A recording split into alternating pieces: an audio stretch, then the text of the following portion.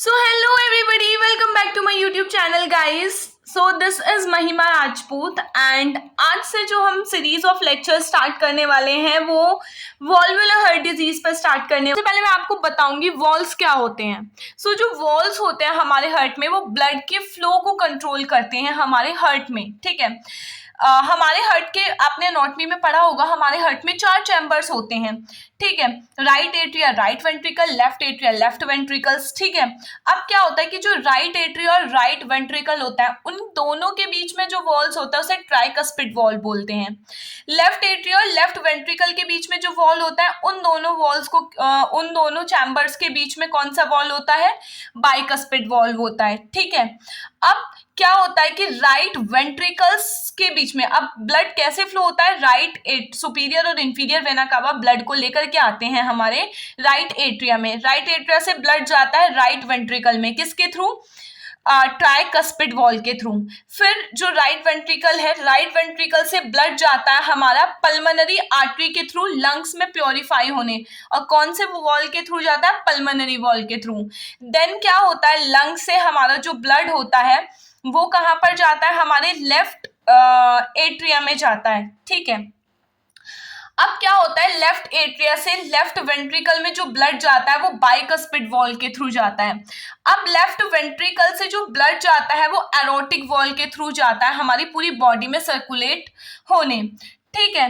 तो क्या होता है कि जब भी कोई भी डिसऑर्डर्स हमारा, मतलब जब हमारी ये जो वॉल्स होते हैं ये प्रॉपरली अपना फंक्शन नहीं परफॉर्म करते प्रॉपरली, इनका फंक्शन क्या होता है? इनका फंक्शन होता है वन डायरेक्शन, एक डायरेक्शन प्रोवाइड कराना हमारे ब्लड के फ्लो को, ठीक है। और जब ये अपनी प्रॉपर डायरेक्शंस प्रोवाइड नहीं करा पाते हैं, प्रॉपर ओपन और क्लोज नहीं हो पाते हैं, देन जो दिक्कत आती है उसे हम क्या बोलते हैं? वॉल्वुलर हार्ट डिसऑर्डर्स बोलते हैं, ठीक है। नेक्स्ट इसके बाद जो है, इसके बाद हम पढ़ेंगे कि जो वॉल्वुलर हार्ट डिसऑर्डर्स होते हैं उनमें कौन कौन से डिसऑर्डर्स आते हैं। सबसे पहले डिसऑर्डर का नाम है mitral stenosis, then mitral regurgitation, aortic stenosis, aortic regurgitation, tricuspid stenosis, tricuspid regurgitation, ठीक है, and pulmonary stenosis and pulmonary regurgitation. इन सब के मतलब सेम ही होते हैं, बस अगर मिट्रल स्टेनोसिस है तो वो मिट्रल वॉल की बात कर रहे हैं, एरोटिक स्टेनोसिस है तो एरोटिक वॉल की बात कर रहे हैं। स्टेनोसिस का मतलब यहाँ पे होता है नैरो हो जाना, मतलब किसी चीज हमारे वॉल्स का सिकुड़ जाना। जब वॉल्स नैरो हो जाएंगे, कोई भी चीज जो प्रॉपर मतलब कोई भी हमारा वॉल जो जिसमें से नॉर्मल ब्लड फ्लो हो रहा था, अब अचानक से वो नैरो हो जाएगा तो उसमें से जो ब्लड फ्लो होगा वो ऑब्वियसली बात है कम ब्लड फ्लो होगा हमारा, ठीक है। इसीलिए क्या बोला? स्टेनोसिस बोला गया है, ठीक है। रिगर्गिटेशन का मतलब क्या होता है? मिट्रल रिगर्गिटेशन, रिगर्गिटेशन का मतलब होता है हमारा जो वॉल्व है वो इतना ज्यादा लूज हो जाएगा, मतलब अब स्टेनोसिस में तो वो नैरो हो रहा था लेकिन रिगर्गिटेशन में वो इतना ज्यादा डायलेट हो जाएगा कि ब्लड का बैक फ्लो होने लगेगा, ठीक है। तो जब बैक फ्लो होने लगेगा तो जो ब्लड होगा हमारा अनप्योर ब्लड या फिर प्योर ब्लड वापस से हमारी बॉडी में बैक फ्लो होने लगेगा और सेवरल कॉम्प्लिकेशंस हमें देखने के लिए मिलेंगी, ठीक है। अगर ये स्टेनोसिस मिट्रल वॉल में होता है तो मिट्रल स्टेनोसिस, अगर ये स्टेनोसिस हमारे ट्राइकस्पिड वॉल में होता है तो ट्राइकस्पिड स्टेनोसिस, अगर ये स्टेनोसिस पल्मोनरी वॉल में होता है तो पल्मोनरी स्टेनोसिस, ठीक है। नेक्स्ट हम बात करते हैं हमारे, सबसे पहले हम स्टार्ट करेंगे हमारे मिट्रल स्टेनोसिस से कि मिट्रल स्टेनोसिस हमारा होता क्या है। मिट्रल स्टेनोसिस का मतलब होता है जिसमें जो ब्लड होता है वो आगे की तरफ पुश नहीं हो पा रहा है, आगे की तरफ पुल नहीं हो पा रहा है। क्यों नहीं हो पा रहा? क्यों बढ़ नहीं पा रहा आगे की तरफ? ऑब्स्ट्रिक्शंस आ गए हैं हमारे वॉल्स में, मिट्रल वॉल में ऑब्स्ट्रिक्शंस आ गए हैं।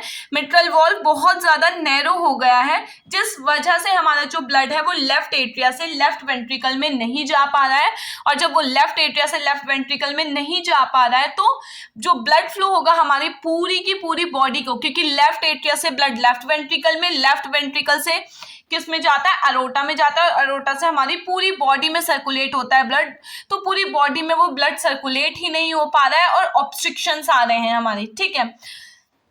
जिससे पेशेंट को क्या होगा? बहुत सारी कंडीशंस, जैसे कि हाइपोक्सिया हो जाएगा। अगर प्रॉपर ब्लड फ्लो नहीं होगा, मतलब ब्लड नहीं जा रहा, ऑक्सीजन भी नहीं जाएगा हमारी बॉडी के पार्ट्स को, हाइपोक्सिया हो जाएगा।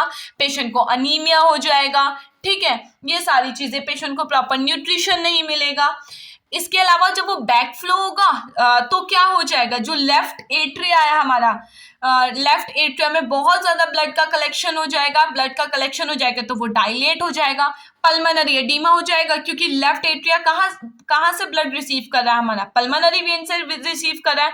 पल्मोनरी वेन कहाँ से रिसीव करती है ब्लड को, लंग्स से रिसीव करती है, क्योंकि लंग्स प्योरीफाई करता है ब्लड को और पल्मोनरी वेन के थ्रू हमारे लेफ्ट एट्रिया में भेजता है। तो वो सारी चीजें बैक फ्लो होंगी, पल्मोनरी एडीमा हो जाएगा पेशेंट को। ये सारी कॉम्प्लिकेशंस देखने के लिए मिलती हैं। अब ये होता क्यों है, क्या मोस्ट कॉमन कॉज है हमारा, जो मोस्ट कॉमन कॉज होता है हमारे मिट्रल स्टेनोसिस का, वो रूमेटिक हार्ट डिजीज होता है। रूमेटिक हार्ट डिजीज क्या है, rheumatic heart disease rheumatic fever से होती है। ये मैं आपको आगे आने वाले लेक्चर में बताऊंगी, ठीक है। इसके बाद हम बात करेंगे, नेक्स्ट जो आता है हमारा वो आता है कि इटियोलॉजिकल फैक्टर, जैसे कि मैंने आपको बताया रूमेटिक हार्ट डिजीज से ये बीमारी कॉज होती है, ठीक है। अब रूमेटिक हार्ट डिजीज के अलावा ये कॉज हो सकती है कॉन्जेनाइटली, मतलब कि जो पेशेंट है वो जन्म से ही, मतलब बाय बर्थ ही ये बीमारी लेकर के पैदा हुआ है, उसे कंजेनाइटल बोलते हैं। तो कंजेनाइटल भी हो सकती है मिट्रल स्टेनोसिस हमारे पेशेंट को। नेक्स्ट हमारा आता है इसमें क्लिनिकल मैनिफेस्टेशन, मतलब क्या क्या साइन एंड सिम्टम्स हमें देखने के लिए मिलते हैं। मैं आपको यहाँ पे बता देती हूँ, रूमेटिक हार्ट डिजीज वो डिजीज होती है जिसमें जो हमारे हार्ट की पेरिकार्डियम, मायोकार्डियम और एंडोकार्डियम लेयर होती है, उसमें इन्फ्लामेशन, उसमें इन्फेक्शन हो जाता है, ठीक है। और ये रूमेटिक फीवर की वजह से होता है। रूमेटिक फीवर एक बैक्टीरिया की वजह से होता है हमारा, जिसे बीटा हिमोलाइटिक स्ट्रेप्टोकोकस बैक्टीरिया बोलते हैं। उस बैक्टीरिया की वजह से, वो बैक्टीरिया हम कफिंग के थ्रू या फिर इनहेल करते हैं, ठीक है, या फिर हम अगर हाइजीनिक प्रॉपर हाइजीनिक चीजें फॉलो नहीं कर रहे हैं, उस वजह से वो बैक्टीरिया हमारे अंदर आ जाता है। बैक्टीरिया आता है तो रूमेटिक फीवर धीरे धीरे डेवलप होता है। रूमेटिक फीवर अगर नहीं ट्रीट किया जाता तो वो रूमेटिक हार्ट डिजीज में कन्वर्ट हो जाता है, और अगर रूमेटिक हार्ट डिजीज हो जाती है तो उसकी वजह से क्या होता है, मिट्रल स्टेनोसिस हो जाता है, ठीक है। कंजेनाइटल मैंने आपको बता दिया, बाय बर्थ लेकर के पैदा होते हैं हम, ये डिजीज जो पेशेंट होता है। इसके बाद हम बात करेंगे क्लिनिकल मैनिफेस्टेशन, मतलब क्या क्या साइन एंड सिम्टम्स हमें रूमेटिक हार्ट डिजीज में देखने के लिए मिलते हैं।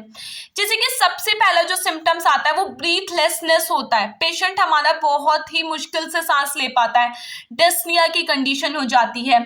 अब जब प्रॉपर पेशेंट सांस नहीं ले पा रहा है, डिस्निया हो रहा है उसे, ठीक है, तो क्या होगा, आगे क्या होगा, हाइपोक्सिया, क्योंकि ऑक्सीजन नहीं जा रही है उसकी बॉडी के अंदर।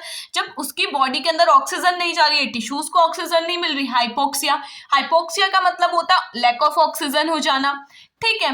नेक्स्ट क्या होगा हमारा, जब ऑक्सीजन प्रॉपर नहीं जाएगी, इसके अलावा हमें इस्कीमिया देखने के लिए मिलता है। इस्कीमिया वो कंडीशन होती है जब हमारे किसी भी ऑर्गन को, बॉडी के प्रॉपर ब्लड, ऑक्सीजन या न्यूट्रिएंट नहीं सप्लाई होता, तो वहां से वो जो ऑर्गन होता है वो धीरे धीरे डेड होना स्टार्ट हो जाता है। स्टार्ट होता है, होता नहीं है डेड, उसे इस्कीमिया बोलते हैं। जब वो डेड हो जाता है ऑर्गन, उस कंडीशन को नेक्रोसिस बोला जाता है, ठीक है। नेक्स्ट हमारी जो आता है चेस्ट पेन पेशेंट को देखने के लिए मिलेगा, ठीक है। इसके अलावा हिमोप्टाइसिस, हिमोप्टाइसिस वो कंडीशन होती है जब पेशेंट के कफ में, पेशेंट के स्पूटम में ब्लड आता है हमारा, ठीक है। पेशेंट कफ कर रहा है, कफ के साथ साथ उसे स्पूटम आ रहा है, और जो उसका स्पूटम है उसमें क्या देखने के लिए मिल रहा है, प्रेजेंस ऑफ ब्लड शो हो रहा है हमें, उसमें उसे हम हिमोप्टाइसिस बोलते हैं। नेक्स्ट जो कंडीशन आती है हमारी वो आती है कफ, पेशेंट को बहुत ज्यादा कफ होता है, एक्सेसिव कफ देखने के लिए मिलेगा। फटीग देखने के लिए मिलेगा, मतलब पेशेंट बहुत ज्यादा लो फील करेगा, बहुत ज्यादा थका हुआ फील करेगा, जिसकी वजह से उसका कार्डिक आउटपुट बहुत ज्यादा कम हो जाएगा। नेक्स्ट अडीमा, मैंने आपको पहले ही डेफिनेशन में ही क्लियर कर दिया था अडीमा क्यों होता है। अडीमा इसलिए होगा क्योंकि जो ब्लड है हमारा लेफ्ट एट्रिया से लेफ्ट वेंट्रिकल में जाता है नॉर्मली, लेफ्ट वेंट्रिकल से अरोटा के थ्रू हमारी पूरी बॉडी में सर्कुलेट होता है। अब यहाँ पे क्या हो रहा है, यहाँ पे हमारा बाइकस्पिड जो वॉल है उसमें स्टेनोसिस हो गया है, वो नैरो हो गया है, तो ब्लड लेफ्ट एट्रिया से लेफ्ट वेंट्रिकल में प्रॉपरली नहीं आ पा रहा है। जब वो प्रॉपरली नहीं आ पा रहा तो लेफ्ट एट्रिया में ज्यादा ब्लड इकट्ठा होना स्टार्ट हो गया, और जब ब्लड प्रॉपरली नहीं आ पा रहा है क्योंकि वॉल नैरो है, रास्ता जो है वो बहुत ही ज्यादा पतला है, जिस वजह से क्या हुआ, वहां पर जब ब्लड इकट्ठा होना स्टार्ट हो गया तो वो बैक फ्लो हो जाएगा ब्लड हमारा। बैक फ्लो कैसे होगा, लेफ्ट एट्रिया से ब्लड पल्मोनरी वेन में जाना शुरू कर देगा, पल्मोनरी वेन से लंग्स में जाना शुरू कर देगा, जिसकी वजह से पल्मोनरी एडीमा देखने के लिए मिलेगा पेशेंट को। नेक्स्ट हमारा पाल्पिटेशन, क्योंकि ब्लड इतना ज्यादा इकट्ठा हो जाएगा लेफ्ट एट्रिया में, जिसकी वजह से पेशेंट की हार्ट बीट जो है वो बहुत ज्यादा इरेगुलर हो जाएगी और पेशेंट को पाल्पिटेशन की कंडीशन देखने के लिए मिलेगी। पाल्पिटेशन वो होता है जब हमारी हार्ट बीट उस लेवल पर बढ़ जाती है कि हमें खुद को हमारी हार्ट बीट सुनाई देने लगती है, उस कंडीशन को पाल्पिटेशन बोलते हैं। तो पाल्पिटेशन होने लगेगा पेशेंट को। नेक्स्ट हमारा आर्ट्रियल फिब्रिलेशन। आर्ट्रियल फिब्रिलेशन वो कंडीशन होती आर्ट्रियल फिब्रिलेशन होने लगता है। आर्ट्रियल फिब्रिलेशन वो कंडीशन होती है जिसमें पेशेंट की जो हार्ट बीट है वो इरेगुलर हो जाती है, मतलब जो आर्ट्रिया होता है हमारा, आर्ट्रिया वाले जो चैम्बर होता है वो बहुत ज़्यादा इरेगुलरली पाल्पिटेट करने लगता है, मतलब इरेगुलरली कॉन्ट्रैक्ट और रिलैक्स करने लगता है। ठीक है, नेक्स्ट हमारा डायग्नोस्टिक टेस्ट। कौन कौन से डायग्नोस्टिक टेस्ट हम परफॉर्म करेंगे मिट्रल स्टेनोसिस को जानने के लिए? तो उसमें हम हिस्ट्री कलेक्शन, फिजिकल एग्जामिनेशन करेंगे, ईसीजी कर सकते हैं हम। हिस्ट्री कलेक्शन क्यों करेंगे हम? पेशेंट को ये जानने के लिए पेशेंट को रूमेटिक हार्ट डिजीज या रूमेटिक फीवर तो नहीं हुआ था। ठीक है, इसके अलावा फिजिकल एग्जामिनेशन में पेशेंट का हेड टू टो एग्जामिनेशन किया जाएगा। इसके अलावा हमारा ईसीजी में हमें पता चल जाएगा कि पेशेंट की जो हार्ट बीट्स होंगी, हमारी इलेक्ट्रिकल एक्टिविटी जो होगी हार्ट की, वो बहुत ज़्यादा इरेगुलर हो जाएंगी, जो हम ईसीजी में इजीली डिटेक्ट कर लेंगे। नेक्स्ट हमारा चेस्ट एक्सरे। चेस्ट एक्सरे में हमें पता चल जाएगा कि जो पेशेंट का हार्ट है वो उसकी मतलब कैसी कंडीशन है, वो डायलेट तो नहीं है, ये सारी चीज़ें, या ब्लड हमारा लेफ्ट एट्रिया में कलेक्ट तो नहीं हो पा रहा है, ये सारी चीज़ें पता चल जाएंगी।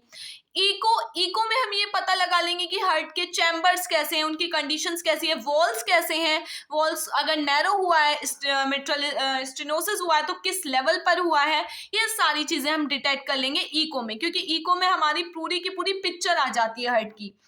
नेक्स्ट आता है हमारा डॉपलर। डॉपलर में भी हम यही करते हैं कि पूरा का पूरा जो हार्ट होता है उसे देखते हैं। ठीक है, इसके अलावा उसमें हम जानने की कोशिश करेंगे कि जो ब्लड है हमारा किस कहाँ पर इकट्ठा हुआ है, या पल्मोनरी एडीमा जो पेशेंट को शो हो रहा है, सिम्टम में शो हो रहा है, वो किस लेवल पर हुआ है हमारा, और ब्लड हमारी प्लूरा कैविटी में तो नहीं चला गया है, ये सारी चीज़ें हमें डॉपलर में पता चल जाएंगी। Next cardiac catheterisation. Cardiac catheterisation किया जाएगा किसी भी तरीके की ब्लॉकेज को डिटेक्ट करने के लिए, यहाँ पर है ना। कार्डिक कैथेटराइजेशन एक ऐसा प्रोसीजर होता है हमारा जो हमारे ग्रोइन, जिसमें हमारा जो ग्रोइन एरिया है वहां से फीमोरल जो वेन होती है, ग्रोइन एरिया को नम करके जो फीमोरल वेन होती है उससे एक निडल इंसर्ट की जाती है। देन निडल को रिप्लेस किया जाता है एक वायर से, एक कैथेटर से, फिर वो कैथेटर एक गाइडेड वायर के थ्रू ऊपर जाता है हमारा और हार्ट तक पहुंचता है। हार्ट तक पहुंचने के बाद वो जो जो कैथेटर होता है उसके आगे एक क्या लगा होता है हमारा, कैथेटर में एक कैमरा फिक्स होता है जो हम सारी चीज़ें विजुअलाइज करते हैं हमारे कंप्यूटर पर। ठीक है, फिर वहाँ पे डाई डाली जाती है उस कैथेटर में। डाई हमें ये शो करती है सारी चीज़ें कि कहाँ कहाँ पर हमारी ब्लॉकेज है या नहीं है, या कितना नैरो है या नहीं है, ये सारी चीज़ों के लिए कार्डिक कैथेटराइजेशन हम करते हैं। ठीक है, सो नेक्स्ट आती है हमारी पैथोफिजियोलॉजी, जो हम लोग डिस्कस करेंगे हमारे second part of the video में, क्योंकि वीडियो इतना ज़्यादा बड़ा हो जाता है अगर मैं पूरी की पूरी एक डिजीज़ कंडीशन एक ही वीडियो में एक्सप्लेन करूँगी, और फिर वो बहुत ज़्यादा बोरिंग हो जाता है, इसीलिए हम pathophysiology second part of the video में डिस्कस करेंगे। अगर आपको वीडियो इन्फॉर्मेटिव लगा हो so please kindly subscribe to my channel. Bye.